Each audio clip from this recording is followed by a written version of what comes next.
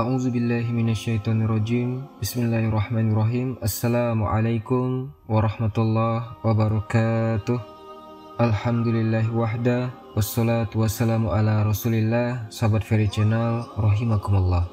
Pada hari ini kita akan membahas kisah di balik surat Al-Kautsar. Surat Al-Kautsar adalah satu di antara surat terpendek dalam Al-Quran. Jadi, kalau kita katakan surat terpendek dalam Quran, inilah surah Al-Kautsar. Karena surah ini terangkai dari 3 ayat dan pendek-pendek ayatnya. Jadi, kalau ada yang tidak hafal surah ini, subhanallah. Karena ini paling pendek masalahnya. Karena surah Al-Kautsar ini kan surat favorit dibaca di semua sholat karena pendeknya. Tapi ikhwata, bukan berarti pendeknya surat Al-Kautsar itu pendek pula maknanya, tidak. Tapi justru kalau kita dalami surah Al-Kautsar ini, kemana-mana faedah yang kita bisa petik di dalamnya. Surat Al-Kautsar ini secara khusus khitabnya kepada Nabi Muhammad SAW. Yang diajak bicara itu adalah Allah kepada Nabi, tapi umumnya kepada umatnya Nabi. Ada yang berpendapat bahwa surat ini adalah Makkiyah, turun sebelum hijrah Nabi. Tapi ada juga yang berpendapat bahwa surat Al-Kautsar itu Madaniyah, turun setelah hijrah. Karena ada ayat fasolli li rabbika wanhar, solatlah engkau untuk Rabbmu dan berkurbanlah. Syariat kurban tidak ada di Mekah, syariat kurban itu ada di Madinah. Karena ikhwata, syariat kurban dan Idul Adha itu terjadi pada tahun 2 Hijriyah, artinya 2 tahun setelah hijrah. Setelah Idul Fitri, kemudian Idul Adha, dan ada pensyariatan kurban. Jadi Nabi Muhammad SAW 9 kali kurban dalam seumur hidup beliau. Karena disyariatkan tahun kedua Hijriyah dan Rasul meninggal pada tahun 11 Hijriyah. Berarti Rasul sholat Idul Adha dan kurban itu sebanyak 9 kali. Dan Rasul tidak pernah meninggalkan kurban. Taib ikhwata, dari segi ini suratul Kautsar itu disebut Madaniyah. Terlepas daripada ashabul nuzul, apakah dia Makkiyah atau Madaniyah, kita akan coba gali ayat per ayat daripada suratul Kautsar ini. Ikhwatal iman rahimani wa rahimakumullah. Di sini Allah Subhanahu wa taala mengatakan inna a'tainakal kautsar. Sesungguhnya kami, kata Allah, telah memberikan kepadamu wahai Muhammad Al-Kautsar. Kautsar itu dalam bahasa Arab disebut siwat muntahal jumu. Kalau antum belajar bahasa Arab ada namanya jamak taksir, ada siwat muntahal jumu. Yang mana kita tahu bahwa kalimat kasir dalam bahasa Arab itu artinya banyak. Haza kasir, ini banyak sekali. Tapi kalau Al-Kautsar bukan banyak lagi tapi banyak. Ini dari segi bahasa. Apa yang dimaksud Al-Kautsar di sini? Artinya kenikmatan yang begitu banyak yang Allah anugerahkan kepada Nabi. Inna a'tainakal kautsar. Sesungguhnya kami ya Muhammad telah memberikan kepadamu kenikmatan yang begitu banyak. Itulah makna bahasanya. Di sini Allah Subhanahu wa taala memuliakan dengan kalimat inna, sesungguhnya kami. Lah ikhwata, Allah kan satu. Kami ini biasanya untuk orang banyak. Kami semua artinya orang banyak kalau kami kan. Sementara Allah itu kan satu. Tapi kenapa ayatnya disebut kami? Ulama tafsir menyebutkan bahwa kalimat nahnu, kami, dalam bahasa Arab itu li ta'zim, untuk mengagungkan, bukan menunjukkan banyaknya, bukan. Jadi kalimat inna, sesungguhnya kami di sini artinya li ta'zim, untuk mengagungkan sesuatu. Kalau Al-Quran menyebutkan dengan kalimat nahnu, kami, berarti menunjukkan bahwa ayat setelahnya bicara tentang perbuatan Allah. Tapi kalau seandainya dimulai dengan kalimat ana, aku atau saya, itu biasanya kalimat setelahnya bicara tentang zatnya. Itulah perbedaannya. Kalau pakai saya, berarti Allah sedang bicara zatnya sendiri. Seperti Allah mengatakan dalam Al-Quran, ketika Nabi Musa alaihissalam ketika berdialog dengan Allah Azza wa Jal, innani ana Allah, sesungguhnya saya adalah Allah, Tuhan. Tapi kalau dengan menggunakan kata ganti nahnu, kami, berarti Allah sedang berbicara soal perbuatan yang tidak mungkin bisa dilakukan manusia. Hanya Allah saja yang bisa. Seperti Allah mengatakan, inna nahnu nazzalna zikra. Sesungguhnya kami turunkan Al-Quran. Tidak ada yang bisa menurunkan Al-Quran kecuali Allah. Sama juga di sini, inna a'tainakal kautsar. Hanya Allah yang akan memberikan Al-Kautsar. Tidak ada manusia yang memberikan Al-Kautsar, hanya Allah saja. Ikhwata, apa Al-Kautsar di sini? Inilah yang menjadi tafsir para ulama sekaligus inti pembahasan kita. Saya akan ambil dua pendapat apa itu Al-Kautsar. Pendapat yang pertama, maksud Al-Kautsar di sini artinya Allah Subhanahu wa taala memberikan kepada Rasul umat terbaik dibandingkan umat-umat Nabi sebelumnya terhadap nabinya. Karena satu-satunya umat yang sangat mencintai Nabi Muhammad SAW melebihi harta mereka, melebihi jiwa mereka, melebihi orang yang mereka kasih dan mereka sayangi, tidak didapati kecuali umat Muhammad kepada Muhammad SAW. Lihat para sahabat Nabi SAW. Contohnya Khubayb bin Adi, seorang sahabat. Dia pernah kena tangkap, kemudian diikat di pohon, kemudian diinterogasi Abu Sufyan dan para pembesar Quraisy. Dan para pembesar Quraisy ini mengatakan, "Ya Khubayb, sebentar lagi nyawamu akan melayang dan engkau akan disiksa pelan-pelan sampai engkau mati. Khubayb, kalau seandainya Muhammad sebagai gantimu, dia yang diikat di pohon itu, dan kami lepas engkau, dan engkau bisa menikmati kehidupan dunia, kira-kira apakah engkau mau?" Apa kata Khubayb? "Aku," kata Khubayb, "tidak akan mau. Jangankan Muhammad terikat di sini, kalaulah Nabiku Muhammad SAW terkena tusukan duri sedikit saja, aku tak rela," kata Khubayb. Akhirnya kemudian mendengar perkataan Khubayb, panas pembesar Quraisy ini, kemudian Khubayb dicincang, dipotong tangannya, dipotong kakinya, dipotong kepalanya. Khubayb bin Adi. Dia rela mati karena cintanya kepada Nabi Muhammad SAW.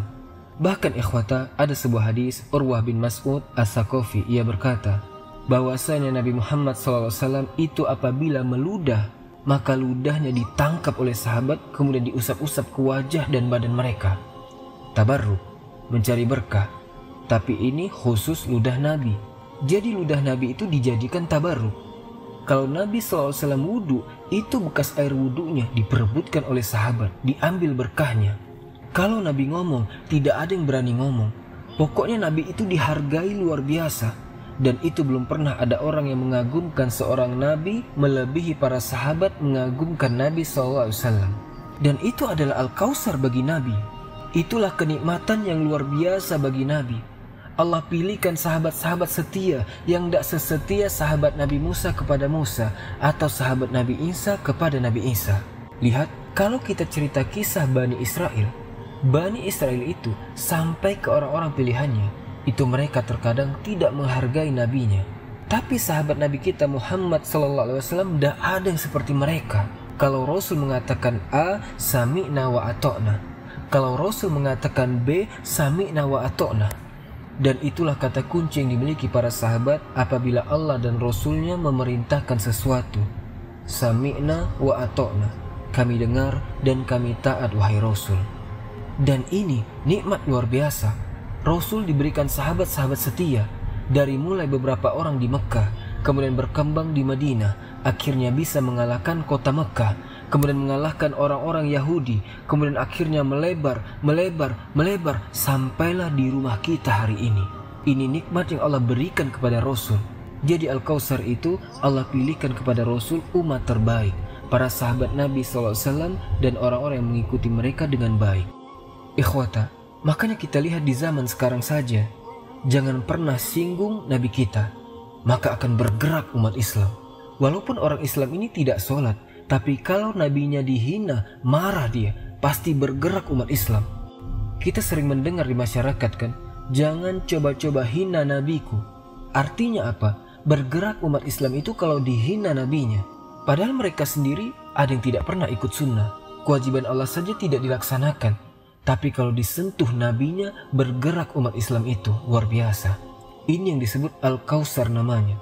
Allah berikan umat seperti itu, bisa bergerak kalau nabinya disinggung.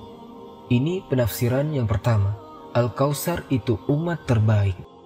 Yang kedua, ikhwata, ini yang banyak dikuatkan para ulama. Jadi Al-Kautsar adalah ismu haudin Nabi, nama dari nama telaga Nabi SAW yang ada di surga. Di surga itu ikhwata ada telaga namanya Al-Kautsar. Itulah telaga yang dianugerahkan untuk Nabi. Dan dari telaga Al-Kautsar itu mengalir ke telaga Nabi SAW yang ada di padang mahsyar. Karena setiap nabi di padang mahsyar itu punya telaga. Untuk apa telaga ini? Ikhwata, logika kata Imam Qurtubi dan juga ulama yang lainnya, saat kiamat dibangkitkan, tiupan sangkakala yang pertama, maka manusia diwafatkan. Manusia wafat semuanya dan terputuskan, terhentikan aktivitas yang ada di kuburan. Tidak ada azab kubur, tidak ada nikmat kubur, dan terhenti sampai di sini. Karena alam semesta sedang dihancur-hancurkan, terhenti semua aktivitas, mereka ditidurkan. Ruh mereka kalau orang beriman diletakkan di Iliyin, kalau orang-orang kafir di Sijjin. Ketika tiupan sangkakala yang kedua, tiba-tiba jasad mereka dikembalikan dan ruh mereka dimasukkan. Disinilah orang kafir mengatakan dalam surah Yasin, Ya wailana memba'asana min marqadina. Celaka, siapa yang membangunkan aku dari tidurku ini? Orang tidur, logika ikhwata. Kalau antum tidur lama, pagi tidur, malam bangun, kira-kira haus enggak? Pasti haus. Yang pertama kali orang bangun tidur itu, dia pasti cari air. Lah kondisi orang dibangkitkan itu seperti itu. Karena mereka ditidurkan lama masalahnya, dari tiupan sangkakala pertama ke kedua. Jadi mereka haus luar biasa. Disitulah Allah Subhanahu wa Ta'ala menganugerahkan pada setiap nabi punya telaga. Dan telaga yang paling besar adalah telaga yang dianugerahkan kepada Nabi Muhammad SAW, di mana sudah disediakan gelas-gelasnya sejumlah bintang-bintang yang ada di langit. Kemudian warnanya lebih putih dibandingkan susu, rasanya lebih manis dibandingkan madu. Siapa yang meminumnya satu teguk saja tidak akan haus selamanya. Jadi orang ketika dibangkitkan dari kuburan itu semua mengarah ke nabinya masing-masing. Lah orang-orang yang datang ke telaga Rasul, mereka akan diberi minuman dengan 4 cara. Rombongan yang pertama, Allah langsung memberi minum entah bagaimana caranya. Rombongan yang kedua, Rasul yang menyidukkannya untuk minum, dan ini kemuliaan Rasul yang ngasih air. Kemudian yang ketiga, Khulafa'ur Rasyidin yang menuangkan. Kemudian kelompok yang keempat, para sahabat. Dan orang yang pertama kali minum dari telaga Rasul adalah Ahlul Yaman, penduduk Yaman, dan mereka orang-orang Ansor. Kenapa orang Ansor yang pertama kali minum? Karena ikhwata, ketika di dunia orang-orang Ansor itu tidak pernah diberikan kesempatan berkuasa. Abu Bakar Muhajirin, Khalifah pertama. Kemudian Umar Muhajirin, Utsman Muhajirin, Ali Muhajirin. Kemudian ganti anaknya Ali yaitu Hasan Muhajirin. Kemudian dari khilafah 30 tahun berpindah ke kerajaan. Pertama yang jadi raja adalah Muawiyah bin Abi Sufyan, Muhajirin. Kemudian Bani Umayyah, semua Muhajirin. Kemudian Bani Umayyah tergulingkan, datang Bani Abbasiyah, semua Muhajirin, semua orang-orang Mekah. Tidak ada orang Madinah yang jadi raja, jadi khalifah, itu tidak ada. Makanya Nabi SAW memberikan hiburan kepada orang-orang Ansor, karena mereka tidak pernah berkuasa, tidak pernah jadi raja, tidak pernah menjadi khalifah. Kata Rasulullah, kalian kelak akan mendapatkan para pemimpin yang akan mengambil hak-hak kalian. Mereka mengambil hak kalian, tetapi kalian tidak bisa mengambil hak mereka. Tetapi kata Rasulullah, isbiru, sabar kalian sampai kalian akan dapati di telagaku. Itulah al-jaza min jinsil amal. Ketika orang-orang Ansor tidak diberikan kedudukan di dunia, tapi dia orang pertama yang mendapatkan kedudukan di telaga Nabi. Itulah orang-orang Ansor. Ikhwatal iman rahimani wa rahimakumullah. Rupanya tidak semua umat Rasul itu meminum di telaga Nabi. Ada pula orang-orang itu yang tidak meminum di telaga Nabi, bahkan diusir malaikat. Diusir dia, tidak boleh masuk ke area ke telaga Nabi. Nabi ini penyayang umatnya. Ketika lihat umatnya diusir, Nabi berteriak-teriak, ummati, ummati. Hei itu umatku, umatku, kenapa kalian usir umatku wahai malaikat? Biarkan dia masuk, biarkan dia minum. Tetapi kemudian datang suara dari langit dan mengatakan, Ya Muhammad, hei Muhammad, tidakkah kau tahu apa yang terjadi dengan umatmu? Mereka sudah mengganti-gantikan sunnah, mereka sudah jauh dari petunjukmu. Biarkan mereka tidak perlu minum dari telagamu. Padahal ikhwata, efek minum telaga Nabi itu sangat luar biasa. Karena selepas itu mereka akan berkumpul di padang mahsyar. Matahari didekatkan 1 mil, keringat bercucuran, panasnya luar biasa, pasti kehausan. Tetapi siapapun yang minum dari telaga Rasul tidak akan kehausan dia. Itulah faedahnya. Dan telaga ini adalah nikmat Allah yang Allah anugerahkan kepada Rasul. Inna a'toinakal kausar. Sesungguhnya kami berikan kepadamu ya Muhammad al-Kausar, telaga yang luar biasa. Kemudian Allah mengatakan fasolli li rabbika wanhar. Salatlah untuk Rabbmu dan sembelihlah. Kalimat fasolli li rabbika wanhar, setelah Allah Subhanahu wa taala katakan inna a'toinakal kausar, artinya Allah Subhanahu wa taala hendak menyuruh kepada Rasul seolah-olah begini, "Hei Muhammad, aku sudah berikan kau banyak nikmat. Sekarang kau bersyukur. Dengan cara apa? Salat dan berkurban." Jadi ikhwata, salat itu adalah bentuk syukur kita kepada Allah. Makanya ketika Nabi SAW salat malam sampai pecah-pecah kaki beliau, karena salat malam bagi Rasul wajib, tapi salat malam bagi umatnya sunnah. Makanya Rasul tidak pernah meninggalkan salat malam. Sehingga Aisyah radhiyallahu anha kasihan dengan suaminya, apalagi sudah sepuh Nabi itu. Kata Aisyah radhiyallahu anha, "Rasul, cukupkan yang wajib-wajib saja. Bukankah dosamu sudah diampuni yang telah, yang sedang, dan yang akan datang?" Tapi Rasul mengatakan, "Ya Aisyah, afala akunu abdan syakur." Salahkah aku dengan solatku ini menjadi hamba yang bersyukur? Menunjukkan bahwa solat itu bentuk syukur dari nikmat Allah Azza wa Jalla.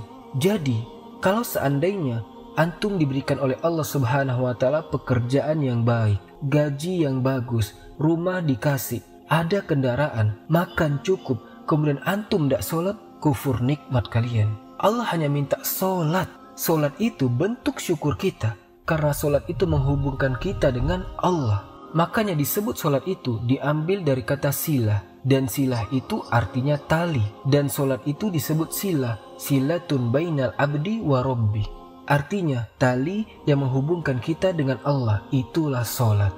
Jadi kalau kita mau terhubung dengan Allah harus dengan sholat. Baru itulah kita ini ada sinyal langsung berhubungan dengan Allah Azza wa Jal, dan itu bentuk syukur kita. Mengikatkan kita dengan Allah Azza wa Jal, dan itu bentuk syukur badan. Jadi syukurnya badan itu dengan sholat. Kemudian syukurnya harta itu dengan kurban. Kalau antum kelebihan harta, beli kambing sembelih, itu bentuk syukur harta. Dan dua-duanya syukuri. Badan kita harus disyukuri, harta kita juga harus disyukuri. Fasolli li rabbika wanhar. Salatlah untuk Rabbmu. Maknanya salat Idul Adha, dan berkurbanlah. Maksudnya kurban setelah Idul Adha. Kemudian Allah mengatakan yang terakhir, inna syani'aka huwal abtar. Yang membencimu Muhammad, mereka yang terputus. Terputus penyebutannya. Tidak ada musuh-musuh Nabi SAW di zaman Rasul yang dipuji hari ini, tidak ada. Kalaupun ada, mereka menceritakan kisah Abu Jahal, Abu Lahab, dan musuh-musuh Rasul itu dalam rangka celaan, bukan dalam rangka pujian. Tetapi Nabi Muhammad SAW, bahkan ada orang kafir itu sampai ngarang buku tentang pemimpin-pemimpin yang hebat sepanjang masa. Nomor urut pertama Rasulullah justru ditulisnya, padahal orang kafir yang melakukan penelitiannya. Diakui oleh kawan dan lawan kehebatan Nabi kita Muhammad SAW. Karena ikhwata, Nabi yang mengangkat bukan dirinya, tapi yang mengangkat Allah Subhanahu wa taala. Wa rafa'na laka dzikrak. Kami angkat penyebutanmu, maka sampai hari ini nama Muhammad itu berkumandang di mana-mana. Apalagi orang Indonesia ini paling suka sholawatan. Paling banyak berkumandangnya nama Nabi Muhammad sallallahu alaihi wasallam. Jadi ikhwata, itulah bentuk bagaimana Allah Subhanahu wa taala mengangkat derajat Rasul. Walaupun orangnya tidak ada, tetapi namanya harum dan disebut-sebut. Bahkan nama terbanyak di dunia adalah nama Muhammad. Banyak orang-orang tua memberikan nama anaknya Muhammad. Bahkan orang kafir, kalau dia masuk Islam, nama depannya dikasih nama Muhammad. Ada Muhammad yang untuk menunjukkan simbol Islam. Artinya bahwa nama Muhammad itu nama terbanyak. Makanya Allah angkat derajatnya. Tapi lihat, inna syani'aka huwal abtar. Yang mencelamu terputus mereka. Tidak disebut-sebut lagi. Tidak ada yang nyebut lagi Abu Jahal, Abu Lahab kecuali dalam celaan saja. Inilah di antara tafsir singkat-singkat saja tentang surah Al-Kausar. Ini yang dapat kami sampaikan, mudah-mudahan bermanfaat buat kita semuanya. Terima kasih buat teman-temanku seiman yang selalu menonton apa yang kami suguhkan. Semoga menjadi ilmu yang bermanfaat. Mohon maaf atas segala kekurangannya. Kita tutup dengan membaca Subhanakallahumma bihamdika asyhadu an la ilaha illa anta astaghfiruka wa atubu ilaik. Assalamualaikum warahmatullahi wabarakatuh.